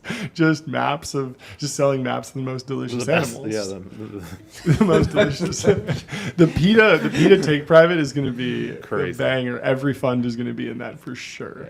Yeah. For sure. it's what Thrive's going to Yeah. buy with it. I also think Red Cross, you put Brian Johnson at the helm. It's just all the blood goes through him. It's a huge opportunity. Huge Blueprint, opportunity. Red Cross, Blueprint, they Blue work Cross, together. it works, Blue yeah. Cross, put it all together. Keiretsu of biohacking. Well, we have a post From a that- former guest that actually did you know that we broke this story and TechCrunch reported on us? we didn't Wait break a it. We sec. didn't break We- the we story. caused It was the not meant to story. be a Wait, the story. podcast, you got So community the notes. CEO Yeah, this is us. No, That's no, me. yeah, that's I'm you. the, You I'm are the the podcast podcast host. Okay, host. so we had Jordy, break it So, down. Also, for the be this listeners. is not a podcast. Yeah, no, I know it's Uh, not. It's a live show. We need to put We need a to put community them in the note on the truth community zone, note. yeah. Anyway, Make the Jordy, note. read it. CEO of Perplexity comes on the show. We talk for 30 minutes Yeah. about a bunch of different things. Ads were brought up in a hypothetical. Yep. He answered the hypothetical question. Yep. TechCrunch basically used it to do this sort of like clickbaity piece, Yep. which I thought was wrong in so many ways. Yep. One is if you actually listen to the interview, he's saying that the browser that they're building is a huge part of the company's, a huge part of the company's roadmap. Very, very meaningful. He says this is their second act. Yep. It's he's really betting the company on it in many ways. And so to write something like this in a way that is just objectively damaging Yeah. to Perplexity's brand, because of course, over time, every consumer tech company on a long enough time horizon runs ads, right? Netflix, Instacart, anybody Yep. with a large audience eventually runs ads. But that said, there's nothing about our conversation with him that said that that's the top priority or that's how they're planning to monetize all these different things. And so I thought it was just, founders need to be aware, and investors, that TechCrunch is not the publication that it was. Mm-hmm. And you have to assume that they are a hostile actor Yeah. now. And sure, they might cover your fundraise, they might do this Mm-hmm. or that, but I think they knew exactly what they were doing. And, I support private equity broadly. Well, yeah, But but this now is it's a not private private equity equity owned backed. No, They it is. sold. To another private To equity. a- Private equity, yeah. They traded hands. Yeah, and I Yeah. remember when TechCrunch was for sale, my thought was, We should worthless buy asset, just because, not a worthless asset, that's a little bit harsh. We weren't interested in exploring it. Yeah. But it almost would have been worth buying it just so that it didn't turn into TechCrunch being anti-tech. Yeah, I and mean, just much like anti-startup. Gawker, the most ethical thing to do is buy it and shut it down. Shut it down. Yeah, true. What was interesting about this to me, so the actual title of the article is Perplexity's CEO says its browser will track everything users do online and sell hyper-personalized ads. Now, I have always said that like I don't think it's a challenge to sell ads in LLM responses. Yeah. I think it's actually very true. There was initially a moment where it was like, oh, well, if it's all text back and forth, like, what are you going to do? Put display ads? It's like, no, you're obviously just going to have another LLM that runs on top of the response, and before it spits it out, you're going to say, hey, add an ad into this paragraph at this point, and add a sponsored block. And Easy. those ads will be more topical. Totally. They'll be better. Users will want them. So I've been always super bullish on the idea of advertising in text-based LLM responses. I don't think it's a challenge at all. I think it's very logical. I think ChatGPT will do it on the free tier. I think Perplexity should do it. But his response to me was actually more bearish on ads in the short term than I thought it was going to be. But then TechCrunch flipped it around and made him sound. It was very, very odd. But anyway. It is interesting to think about what Google would have to.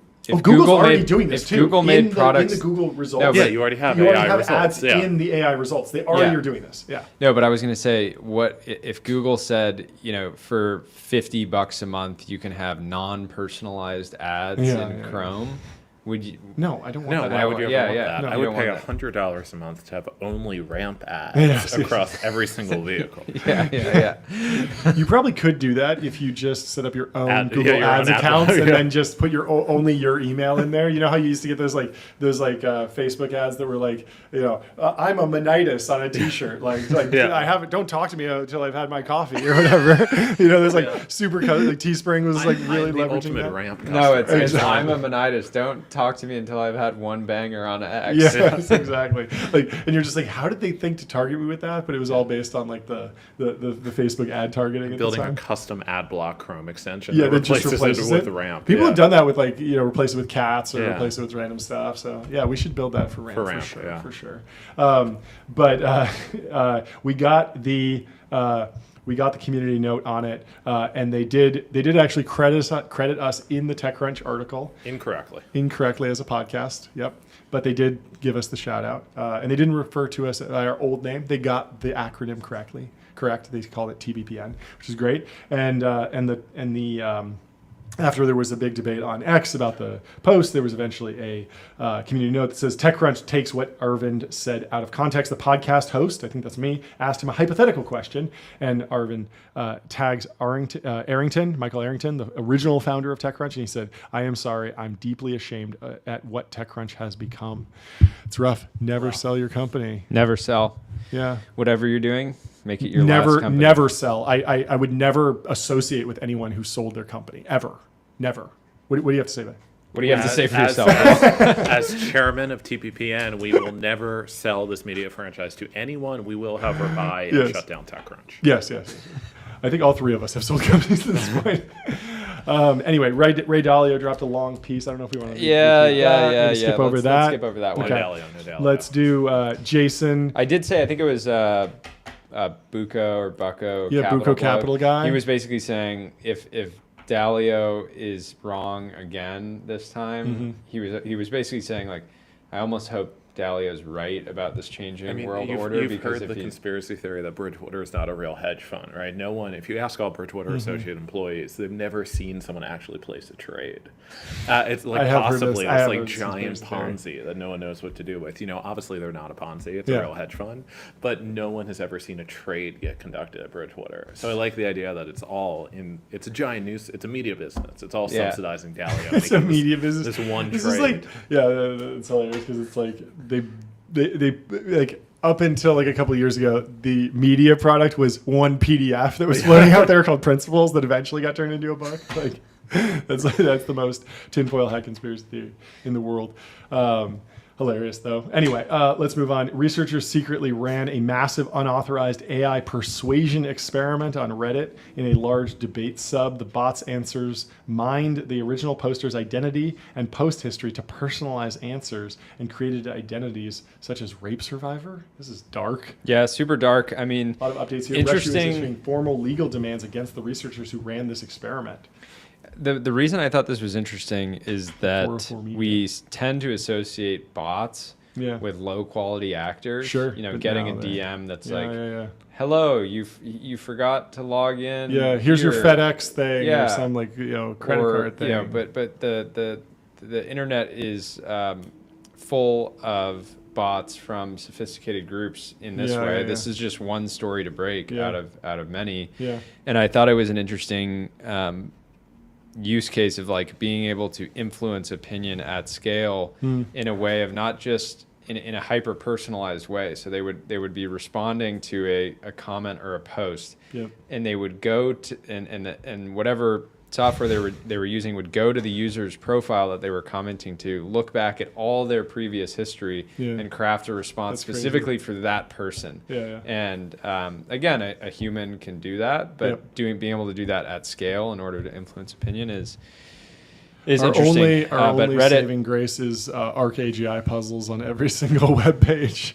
Every time you click a new page, You have to need solve to an solve IMO. Yeah. No, the IMO will be solved, but the Yeah. ARC AGI puzzle Will not be be solved. solved. You'll have to mash the blocks for a minute every time you want to You'll refresh have the to page. say something outside of content safety guidelines. to Yes, get that past, that yeah. is a big one. And so on this, Reddit's top lawyer, Ben Lee, said the company is considering legal action against researchers from the University of Zurich who ran what he called an improper and highly unethical experiment.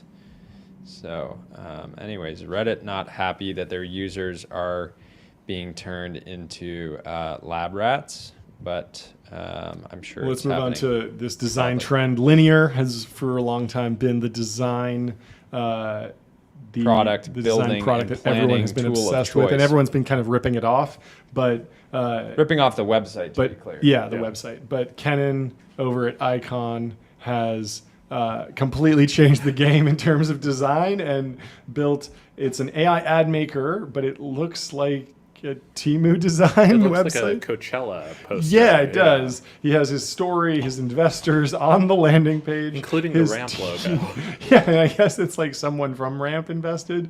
The team is examples. Wait, have you seen it when you go and you click like get started? It will actually say like only 5 slots remaining, and there's like a timer for SaaS product. That's so good. It's so good.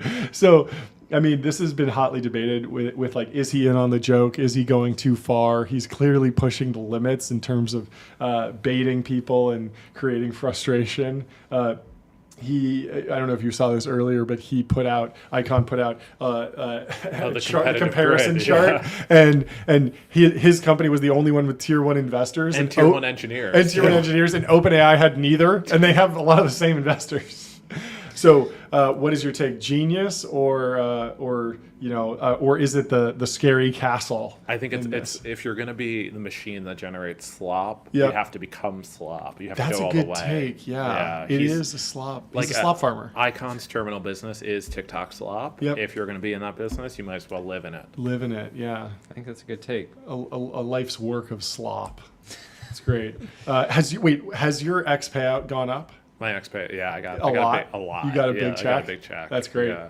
There we go. Are you going to retire? Off the X payout alone. Yeah, yes, yeah. You know what you should spend your X payout on 8 Sleep. Go to 8sleep.com. Nights that fuel Fuel your your best best days. days. Turn any bed into the ultimate sleeping experience. Apparently, this is from Shield. X cracked down on engagement farms, so real creators are earning more. Reminds me of Google's 2011 Panda update. It crushed spammy sites like Mahalo, which I guess was Jason Calacanis' website. I had no idea about this. And boosted quality ones like NerdWallet. was the most brutal- Yeah, Shield the just most like really brutal slides that in jab. there and made the internet a better place. It's interesting. So Shield shares his payouts. It went from around $200, $240 to $700, and then to over $1,300. Let's hear it for Shield pulling in the big bucks for his post. I mean, if you A four-figure paycheck. Pretty good. Pretty good. Pretty good. I mean, that's getting up into YouTube money. if you're an LP of Shields, you have prima nocta on the check, right? Like think so? that has to be a DPI driver. Oh, today. yeah? Yeah, You that think has so? to go back up. Yeah. He If can't you post pocket it. that. You can't Yeah. pocket that? It's got to go back in It's the gotta go fund? back. Okay. Yeah. We actually do that, except John still No, has to get his over. No, but we put all of our We pool all of the TBPN X accounts into one one. account. But it has gone up. I'm excited to see where our TBPN official check lands because we've been pumping out a lot of content, getting a lot of views. My understanding a lot is of that was all impressions. going to finance a goo-based energy drink in Nashville, Yes, Tennessee. yes, Is that correct? yes, Yeah. yes, yes. There were rumors heavily- circulating. Watch Yeah. this space. Yeah, watch this space.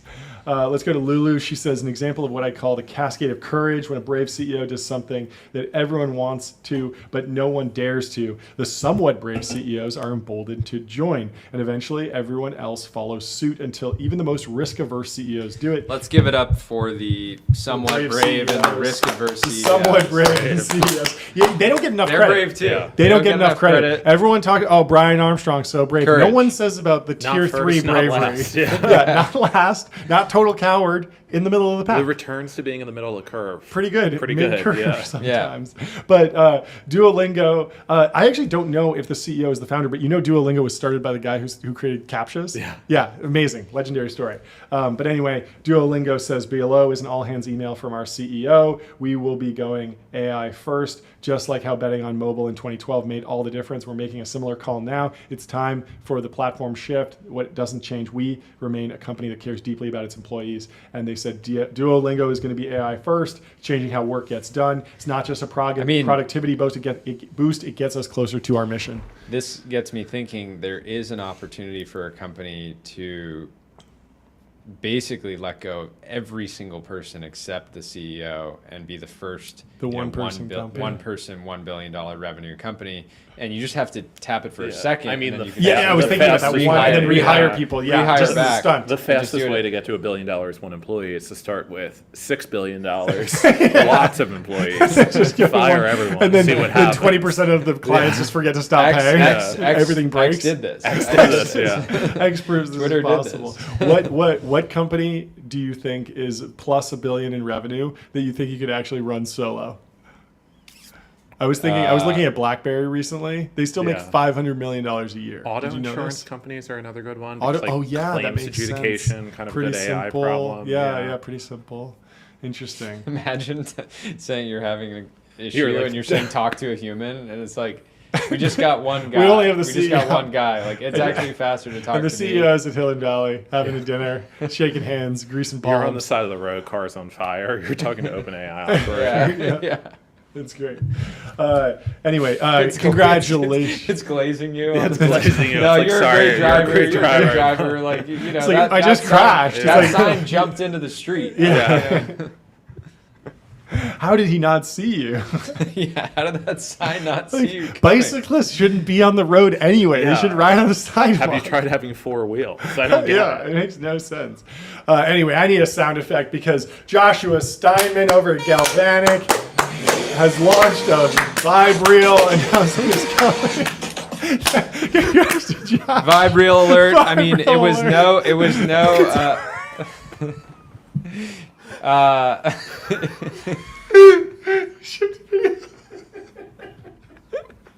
I've never, honestly, I've never seen John laugh.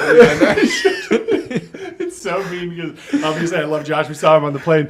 But, No, and I this is the meme. This is the meme of like, you shipped a meme. But it is awesome. It's a great video. It's a And great I love video. the aesthetics. And I think he did this because he knew we were going to be. He must have, Yeah. figured out from great. the airline that we were going to be on the flight too, Yeah. sitting right behind him. Do we know what Galvanic does? Yes, they secure The American industrial base. the It's a American technology industrial company. base. Yeah. It's a technology company. But more importantly, it's run by our absolute boy, Josh Steinman, who we love.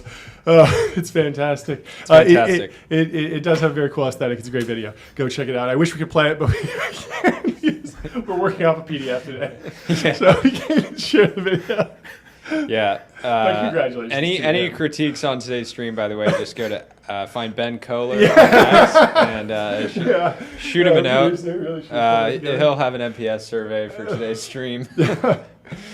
Anyway, what else is in the news? We should wrap up soon. This is getting a little too wild. We got 10 minutes till 4.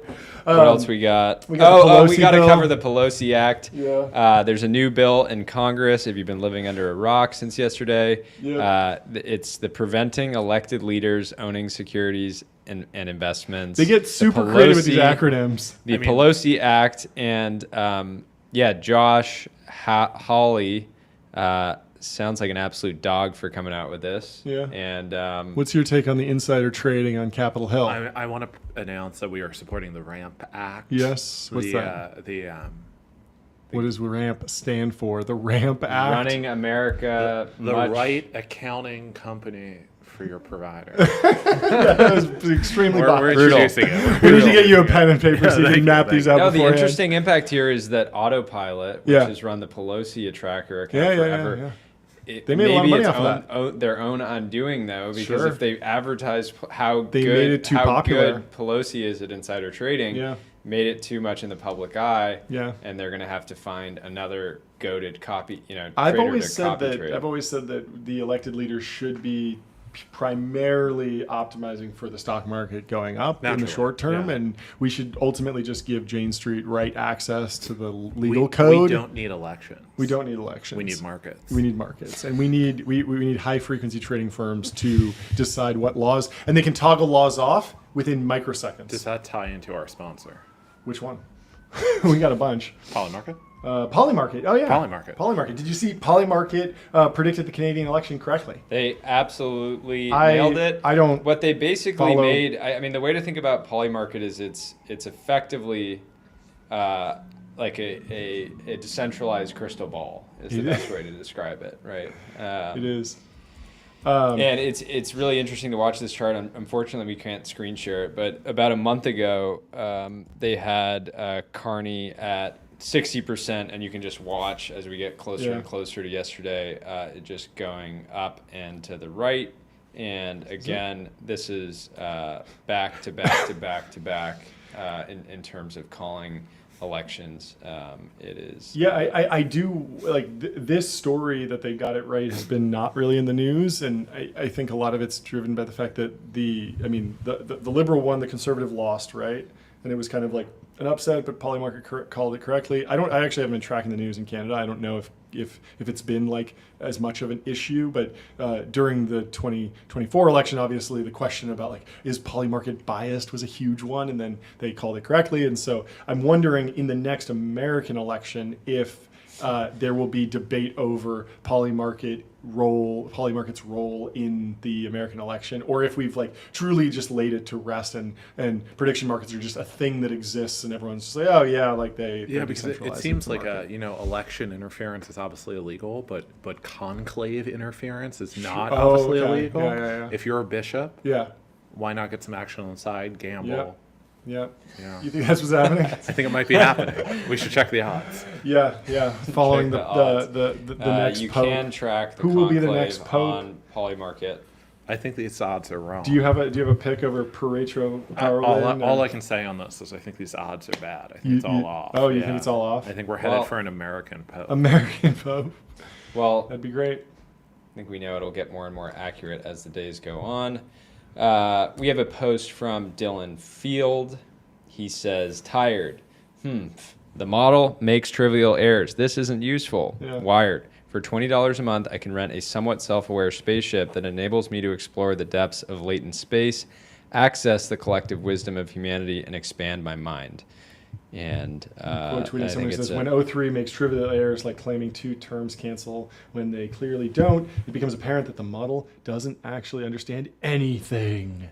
These models aren't remotely close to AGI. They're latent space search engines. How are you feeling about the idea, that, like the definition of AGI and where we are in terms of the models? What are they good at? What aren't they good at? Tyler Cowan said AGI is here. We had another guy on, Will Brown, who said we have 10-minute AGI now. Other people say, it can't even solve an ARC AGI puzzle, therefore it is by definition not AGI. I just think long duration tasks are clearly the the challenge, right? Sure. Like operator does not work particularly well today. Sure. Like we are seeing incredible returns to very well scoped, very narrow tasks Yep. with very specific models. Yep. However, you can do more than work for 10 minutes. I think long duration Yep. coherence is still a big challenge. Yeah. If I had to handicap it, I think we're still probably 5,000, 6,000 years away.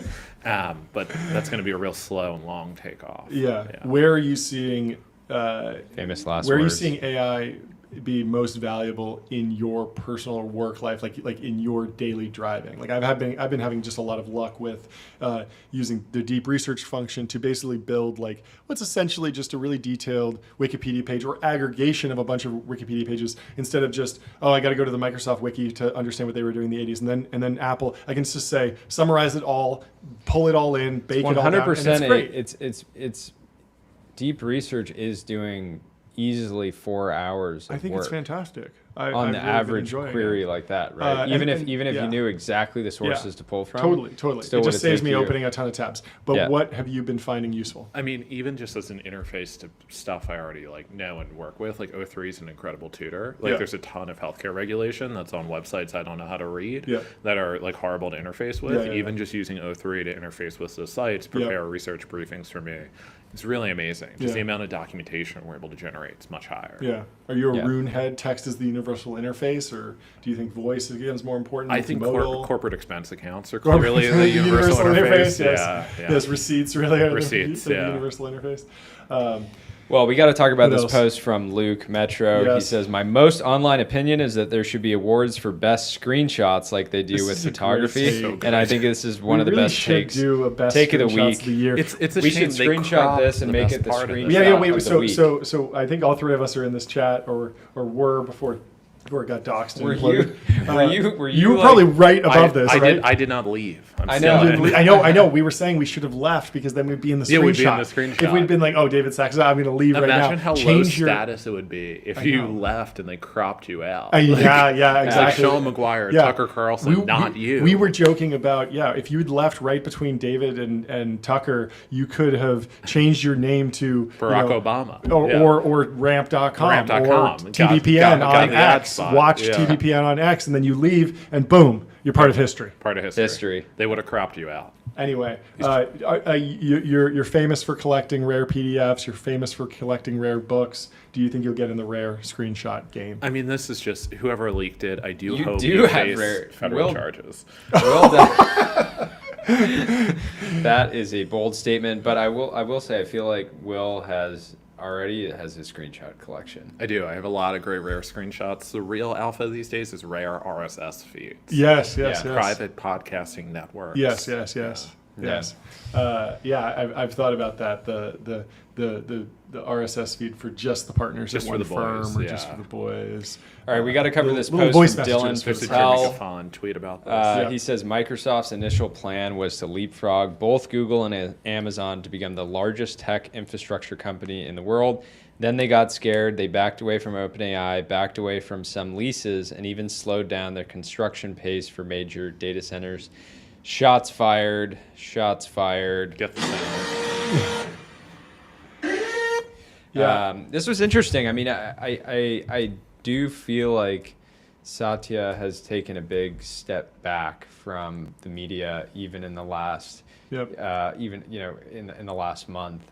Clearly, Yeah. felt like he was flying a little too close to the sun. Maybe. Yeah. I don't know. I read this piece on the plane, and like the thing that was most clear to me is that it's extremely hard to sum up Microsoft's data center strategy in like a single pithy tweet, because Dylan's clearly gone so much deeper on all the different levers that they're pulling to access power and access data center capacity. And not only are the inference happening on the hyperscalers, but now there's the neo clouds as well with Crusoe and CoreWeave, and so there's a lot of like these weird things where the headline is that Microsoft canceled 2 gigawatts worth of leases, but that only covers non-binding LOIs, not firm contracts, and it fails to mention that Microsoft has 5 gigawatts of pre-leased capacity under binding contracts that will start operations between 2025 and 2028. So it's not like they're like, so in reality, they walked away from more than 2 gigawatts of non-binding contracts, but you don't hear about those because they're just like in the handshake deal in the LOI phase. But then at the same time, they're also like the number one buyer, or they're growing a ton. And No, and this it's crazy interesting. chart- It's interesting to think about how much leverage they get Yep. from just coming out and saying we're pausing Yep. on a few of these things. Yeah. Because then all the people that had data centers and construction that were just like, oh, one of the hyperscalers will buy it, Yep. right? Yep. And like Yeah. they had raised hundreds of millions or billions of dollars to Yep. build this stuff out. So basically, potentially a great case study in Yeah. exercising This leverage. stat if you're one is of a insane. handful of buyers. Because semi-analysis, like they don't just look at the public reports of what the CapEx number is. They're actually looking, they task satellites to take pictures of how the progress on build-outs is going. They dig into all this stuff. They said the estimates suggest that Microsoft accounted for more than 60% of all new leased turnkey capacity from Q1 2023 to Q2 2024. Just absolute domination. Incredible. And in June of 2024, Microsoft's pre-lease capacity was larger than that of the 4 other major hyperscalers combined. They need a new term. They need to be like a gigascaler. Gigascaler. Because they're doing so much more business here. And what word comes after hyper? giga? I don't know. Giga? What's more giga in giga? the sizing. Yeah. Gigawatt, terawatt, yeah. Terascaler. That's what's next. Microsoft significantly ramped up its self-build efforts, acquiring tens of thousands of acres around the U.S. and the globe, accelerating construction of existing sites and securing gigawatts of power for future sites. Taken together, these moves signaled Microsoft's preparation for what was the most ambitious infrastructure build-out in history. While the leasing slowdown is material, these changes are not material to the short and medium term, and they only impact 2027 plus. So this is like that pivot by Satya Nadella to becoming more of a leaser and maybe stepping off the gas. I think a lot of this is probably driven by the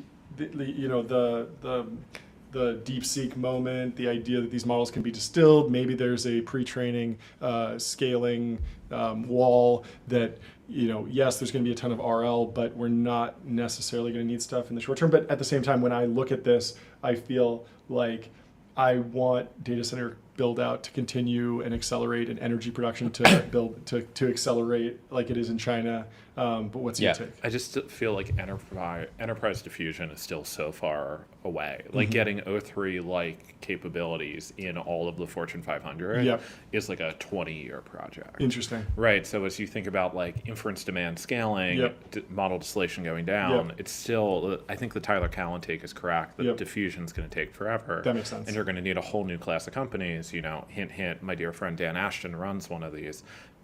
Where it's like you can actually diffuse enterprise AI into the enterprise in a way that doesn't take 30 years. Microsoft built, I think, for a world where that diffusion was going to be much faster than what's actually occurring. It's not like everyone's using OpenAI in Fortune 500s today, certainly not Fortune 20s. Yeah, he actually has a Google Trends chart here, Claude versus Gemini versus Copilot, and Copilot peaked last year and has been kind of flat in terms of interest, while Gemini has grown, obviously because there's more of a consumer angle there. A lot of the different, like Salesforce has been upselling AI functionality. What Microsoft did with Teams could potentially play out here, but I agree with you. I think it will take a very, very long time. Well, we got one more ad before we get our last post. Linear is a purpose-built tool for planning and building products. I've used it basically my entire career. It is a system that allows teams to work more efficiently, including ours, and it is absolutely beautiful. So the overlay that you see, that's very much a product that we are building every single day. And thank you to Linear for powering the show. I have one more post, which is fun. Signing into stuff in 2025 from Gurav Vora. He says, sign in, forgot password. Check email, no email. Try Google Auth. Hooray, works. Is this really you? Grab iPhone, open YouTube app. Yes, it's me. Okta sign in required. Enter passkey. Passkey expired. Need backup code. Open password manager. Signed out. Enter password manager password. No backup codes. Try another way. QR code. iOS Okta app. Sign in. Face ID. Is this really you? 2FA SMS code. The worst of all this is when you try and you're like, oh, I should sign in with my Gmail because I know I used my Gmail account as the username. You didn't, and then you click the login button and it creates a new account for you. It's like a proud big company guy now. Like Microsoft Teams sign in, kind of elite. It's good. It's good. It gives you a little myapps.microsoft.teams. Shows you all the stuff you're signed into. Pretty hard to beat. That's good. Before we close, we should do Will's post. Craft is the antidote to slop. Can you take us through this? No, I will not. I'll spare you 2 pages of paper. But the argument here is that we should be better about selecting the kind of problems we try to automate. And I'm trying to draw a distinction here between labor and toil, right? Labor is, toil is this unpleasant formatting spreadsheets, doing your expenses before you have ramp, right? All this unpleasant work. Labor is the meaningful thing that God put you on earth to do. This is an argument that I think we are working on the wrong types of AI problems, that we're trying to automate things away that will lead to kind of disgusting outcomes, right? You go to Nashville, you go to Charlotte, you go to any of these new tier 3 cities, they all look the same. They don't feel like real places. I think the models are going to drive kind of a similar thing happening to the timeline, to online spaces, to physical objects. I think we can avoid it. I think we can get more places and things that feel magical by dividing this labor. The essay's 2 pages. I think it's worth reading. What is the prescription for actually avoiding the bad outcome? Is this I think it's like it's much like cultural. It's like a food quality, right? Like if we ignore the food supply and then we get sick in 20 years. Yeah. I think if we ignore the supply of language being GMO, essentially like that, the source of inspiration being GMO, we will just eradicate ourselves and it will solve itself. Is there some sort of like tipping point where you need more than 50% of humanity on the craft? Train. We need better elite taste. I feel like our cultural elites, certainly, the people that are running corporate expense providers today are not buying castles on the continent. They're not buying really high quality furniture. It just feels obvious that we need to turn away from slop. I did notice that when I was I think in some of these cities you just see like everyone, they're all rich, but they all have the exact same house. It's the glass box. Yeah, it's incredible. It looks like very odd. Yeah, and instead of where's the Hearst Castle of today? Yeah, I mean, some people are building. I think the Collison brothers are building. They bought a castle. Yeah, I mean, so Catherine Boyle had a good take on this. That, like all architecture kind of looks like Islamabad. Like it's all Arabic architecture. It's not pretty, or it's at least not set in stage. My argument here is orient yourself in history, build meaningful things, let it rock. Yeah, interesting. Are there more like tactical things to do on the actual foundation model side? Are there things that you want to see? Like a lot of people say, oh, Claude has more personality, or is this an AI safety issue? I think or this is like guidelines? Much like you can drive, a automatic Ferrari versus, a 6-speed manual. It's all about choosing the right things to find enjoyment in. And I think a lot of what we're doing is seeing a culture that is downstream of slop, that people are choosing the kind of junk calories rather than the meaningful engagement. And I just think much like we're seeing in diet today, like that shift will be natural. I'm not worried about the future, right? Like the Bible ends in Revelation, like God wins. We've read the final chapter already, but I think we need to get past the slop on the way there. Interesting. Jordy, anything? Powerful stuff. Powerful stuff. Well, we are in Washington, D.C. Yeah. Hill and Valley. And we're at Hill and Valley, and I'm very excited for tomorrow. Me too. And we've said it before, but we'll say it again. We will be live from Hill and Valley tomorrow. We're going to be pulling in people that are talking, people that are attending, getting that boots on the ground perspective on many of our nation's most important issues. So Loafers on the ground. Loafers on the ground. Yes, yes. We're in D.C. Right. We're in D.C. Well, thank you for joining us, Will. Thank you First for live watching. guest. It's fitting. And thanks for tuning in, folks. We will see you tomorrow. next time. See you next time.